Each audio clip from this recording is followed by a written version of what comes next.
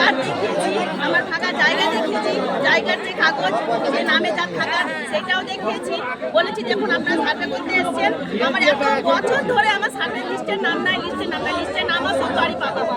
এবার নাম এসছে আপনারা সার্ভে করতে এসেছেন, যেটা সত্যি আমি সেটাই বলছি। আমার কোনো বাড়ি নাই, আমার যে ছিল যে জমি ছিল আমি চিকিৎসার জন্য, ছেলেদের জন্য বা আর্থিক অবস্থার জন্য আমি যেটুকু বিক্রি করেছি। আমার ফাঁকা জায়গা আছে, আমার কোনো বাড়ি নাই। আপনারা আমার বিবেচনা করে আমাকে একটা বাড়ি, আমার যেমন নাম আছে সেইভাবে ইনকোয়ারি করুন।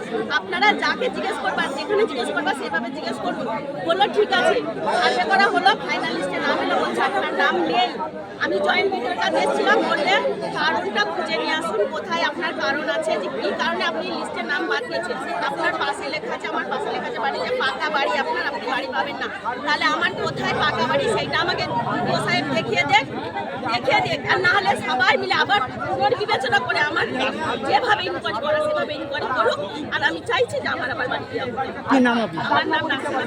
কোথায় বাড়ি? আমার বাড়ি নম্বর হচ্ছে সুন্দর বলে